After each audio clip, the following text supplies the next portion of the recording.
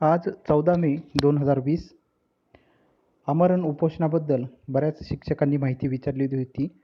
त्या संदर्भात ज्या अपडेट आलेल्या आहेत त्या आपण पुढे बघणार आहोत आणि त्यानंतर शिक्षकांना अतिरिक्त करू नये या संदर्भात देखील एक मागणी केलेली आहे आणि त्या संदर्भात देखील एक पत्र आलेलं आहे. ते देखील आपण पुढे बघणार आहोत. तर सुरुवातीला उपोषणाची जी माहिती आहे ती आपण बघणार आहोत. तर उच्च माध्यमिक शाळा ज्या घोषित आहे आणि ज्या अघोषित आहे यांना अनुदान देण्यात यावं. मग त्यामध्ये जो वेतन निधी वितरणाचा जो शासन निर्णय आहे तो लवकरात लवकर निर्गमित करा याकरिता कायम विनाअनुदानित कृती समितीचे जे प्रमुख राज्याध्यक्ष आहे हे आमरण उपोषण करण्याकरिता आमरण उपोषण करत होते आणि काल स्वतः शिक्षण मंत्री माननीय प्राध्यापिका वर्षाताई गायकवाड यांनी जे उपोषणकर्ते आहे तानाजी नाईक सर यांना फोन करून विचारपूस केलेली होती आणि सदर ज्या प्रमुख मागण्या आहे त्या पूर्ण होणारच आहे. लॉकडाऊनमुळे तो प्रश्न प्रलंबित राहिलेला होता आणि मंत्रालयामध्ये जे कर्मचारी आहे त्यांची उपस्थिती कमी आहे त्यामुळे तो प्रश्न प्रलंबित राहिलेला होता आणि तो प्रश्न देखील लवकरात लवकर मार्गी लागणार आहे असंही त्यावेळेस सांगण्यात आलेलं होतं. पण तरी देखील उपोषण जे आहे ते सुरू होतं. परंतु आज पुन्हा काही जे सरचिटणीस आहे यांनी मध्यस्थी केली. मग त्यासोबत जे शिक्षण मंत्री आहे त्यांच्यासोबत चर्चा झालेली होती आणि त्यानंतर जे कृती समितीचे राज्याध्यक्ष आहे त्यांच्यासोबत चर्चा झाली आणि आता उद्या नेमकी समजणार आहे उपोषण हे मागं घेतलं जाणार आहे का आणि कशा पद्धतीने पुढची वाटचाल आहे.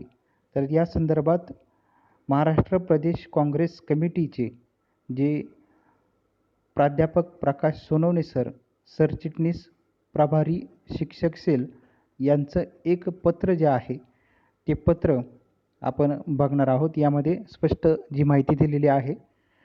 प्राध्यापक श्री तानाजी नाईक सर यांना हे पत्र देण्यात आलेलं होतं आणि हे जे सरचिटणीस आहे प्रभारी शिक्षक सेलचे यांच्याद्वारेच हा जो प्रश्न आहे या ज्या शिक्षकांच्या प्रमुख मागण्या आहे त्या सोडवण्याकरिता मध्यस्थी करण्याचा प्रयत्न हा झालेला आहे.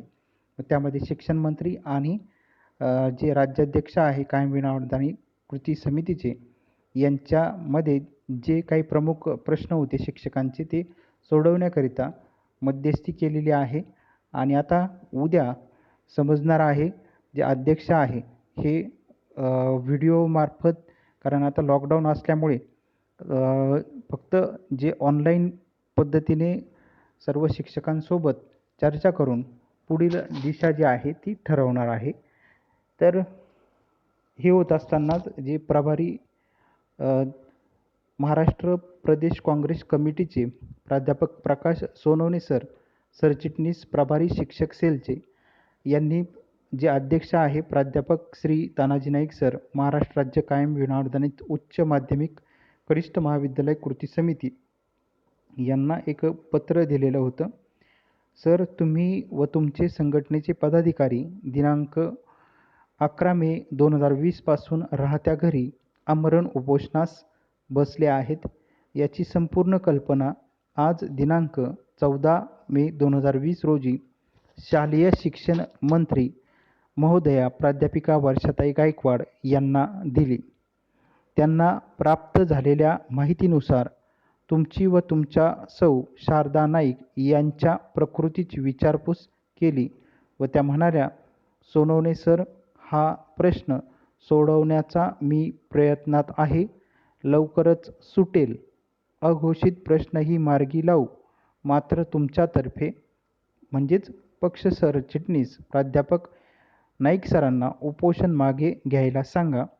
प्राध्यापक तानाजी नाईक सर, आपण उपोषण मागे घ्यावे अशी मंत्री महोदया प्राध्यापक वर्षाताई गायकवाड यांनी यांची विनंती आहे कळावे. म्हणजे हा जो मेसेज होता शिक्षण मंत्र्यांचा, तो जे सोनवणे सर आहे त्यांनी नाईक सरांपर्यंत पाठवलेला होता आणि जी चर्चा झालेली होती सोनवणे सर आणि शिक्षण मंत्री यांच्यामध्ये, की ज्या उच्च माध्यमिकच्या शाळा आहे घोषित केलेल्या 20% अनुदानाकरिता, तर त्याचा जो निधी घोषित केलेला आहे, परंतु निधी वितरणाचा शासन निर्णय मात्र अजून निर्गमित झालेला नाही आहे.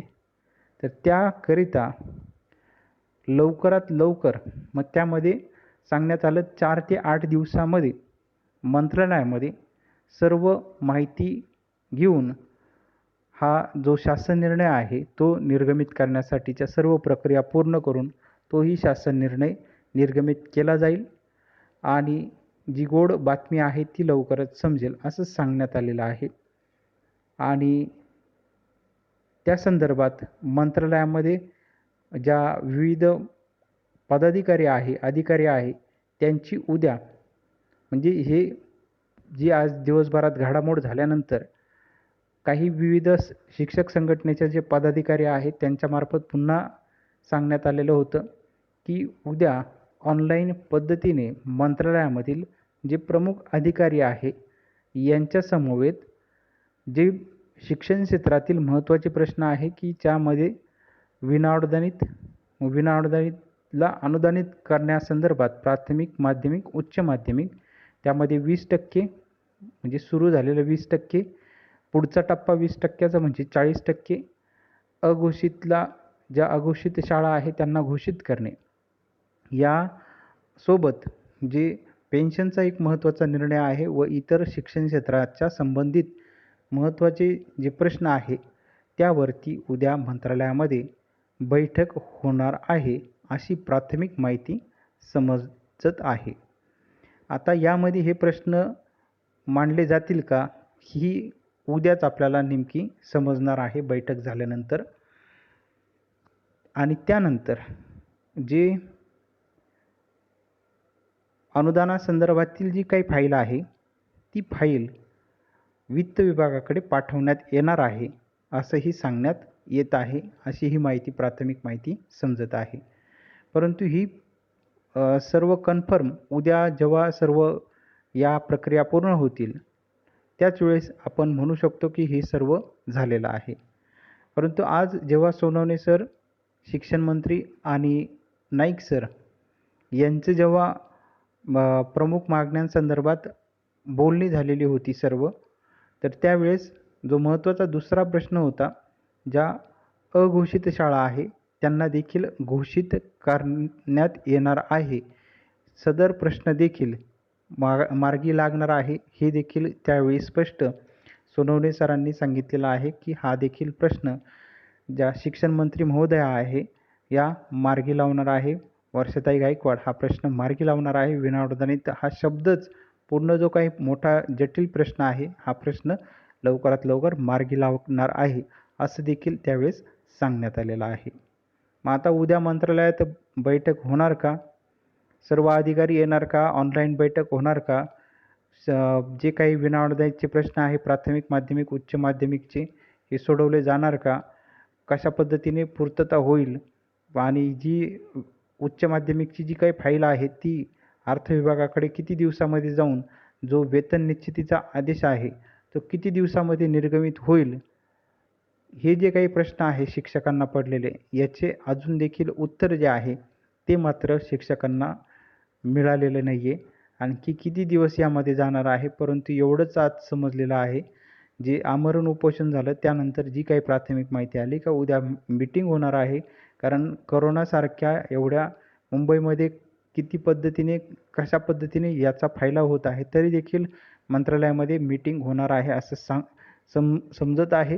तर आता नेमकी कशा पद्धतीने हा प्रश्न मार्गी लागतो, तर या संदर्भात सर्व शिक्षकांना अजून प्रश्नाचं जे उत्तर आहे ते मात्र अजूनही मिळालेलं नाही आहे. फक्त प्रक्रिया जी आहे ही जी 20 वर्षापासून प्रक्रिया चालू आहे तीच प्रक्रिया अजून सुरू आहे. आता ती केव्हा संपते, 4 दिवसात संपते की 8 दिवसात संपते, हा अजून देखील प्रश्न जो आहे तो अनुत्तरितच आहे. परंतु सर्वात महत्त्वाचं शिक्षण मंत्री प्रश्न सोडवण्याकरिता सकारात्मक आहे. त्यांनी सांगितलेलं आहे की हा प्रश्न मी सोडवणार आहे आणि त्या संदर्भात सोनवणे सरांनी देखील मध्यस्थीची महत्त्वाची भूमिका बजावलेली आहे. त्यामुळे येत्या काळात लवकरात लवकर हा प्रश्न मार्गी लागो अशीच शिक्षकांची भावना आहे. त्यानंतर दुसरं सर्वात महत्त्वाचं लॉकडाऊनमध्ये जे प्राथमिक माध्यमिक शिक्षक आहे यांना एक महत्त्वाचा जो प्रश्न पडलेला आहे की अतिरिक्त होण्याची भीती जी आहे लॉकडाऊनमध्ये ती वाटत होती शिक्षकांना. तर त्या संदर्भात 14/5/2020 रोजीचं एक पत्र आहे. शिक्षण उपसंचालक ज्या आहे प्रभारी शिक्षण उपसंचालक यांचं ज्या प्रभारी शिक्षण उपसंचालक आहे यांनी हे पत्र माननीय अप्पर मुख्य सचिव शालेय शिक्षण व क्रीडा विभाग यांना पाठवलेला आहे आणि याचा जो आउटवर्ड नंबर आहे प्राथमिक टे-क्र 106/2020/- अतिरिक्त शिक्षक. याचा विषय आहे रेड झोन जिल्ह्यातील शिक्षकांना पुढील शैक्षणिक सत्रात सन 2020-21 अतिरिक्त करू नये. संदर्भ दिलेला आहे श्री अनिल महादेव शिवणकर, सहसंयोजक विदर्भ शिक्षक सेल, भारतीय जनता पार्टी नागपूर यांचे दिनांक 2/5/2020. महोदया, उपरोक्त संदर्भाधीन पत्र कृपया अवलोकनात घ्यावे. सुलभ संदर्भासाठी प्रत संलग्न. संदर्भाधीन पत्रात नमूद केल्यानुसार राज्यातील सर्व शाळा 15 मार्च 2020 पासून कोरोना प्रादुर्भावामुळे बंद करण्यात आलेल्या आहेत. कोणत्याही अनुदानित शाळेतील इयत्ता 1 ते इयत्ता 1, इयत्ता 5वी, इयत्ता 8वीच्या विद्यार्थ्यांचे प्रवेश झालेले नाहीत. लॉकडाऊन 17 मे पर्यंत वाढवण्यात आला असल्यामुळे पुढील शैक्षणिक वर्षाचे नियोजन बदलणार आहे. राज्यातील अनुदानित शाळांच्या प्रवेश प्रक्रिया रखडल्यामुळे शाळेतील पटसंख्या कमी होण्याची शक्यता नाकारता येत नाही. तसेच रेड झोनमधील जिल्ह्यांवर त्याचा परिणाम जास्त होऊ शकतो. कमी पटसंख्येमुळे शिक्षक अतिरिक्त होण्याची शक्यता नाकारता येत नसल्याचेही संदर्भाधीन पत्रात नमूद केले आहे. रेड झोन जिल्ह्यामधील शिक्षकांना पुढील शैक्षणिक सत्रात सन 2020-21 अतिरिक्त ठरविण्यात येऊ नये अशी विनंती श्री अनिल शिवणकर यांनी संदर्भाधीन पत्रान्वये केलेली आहे. सदरची बाब ही धोरणात्मक स्वरूपाची असल्याने शासन स्तरावरून उचित आदेश व्हावेत ही विनंती.